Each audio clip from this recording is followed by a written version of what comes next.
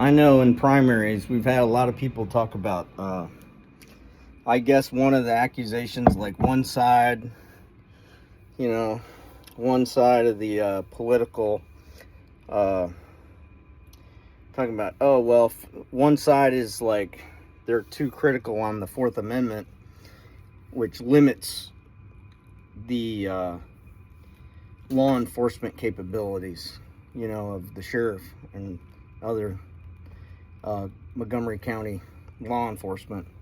And so I know I was pulled over and had a Fourth Amendment violation in that pullover.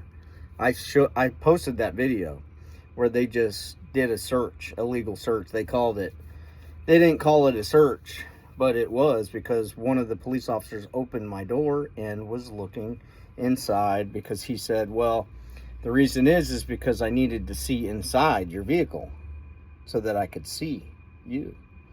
But he was looking through my papers, because I had my a lot of papers, which is literally that's literal in the Fourth Amendment for searches in my papers.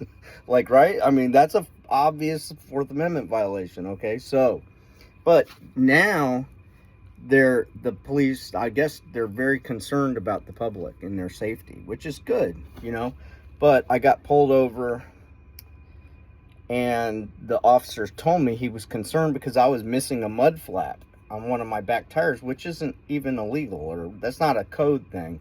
I guess if you have a dually, I don't know what the code is. I'm not going to bother looking it up, but I was missing a mud flap on my truck because it got yanked off when I was like stuck in the mud or something like that. But I got another mud flap, but I didn't put it on yet. So, but I thought to myself that was just inappropriate. That's inappropriate, and so this guy was an overweight cop, and I thought, well, sir, what I wanted to tell him, right? Because he's like, I was concerned about your mud flap. And I looked at him. I'm like, sir, I'm concerned about your mud flaps. But on a serious note,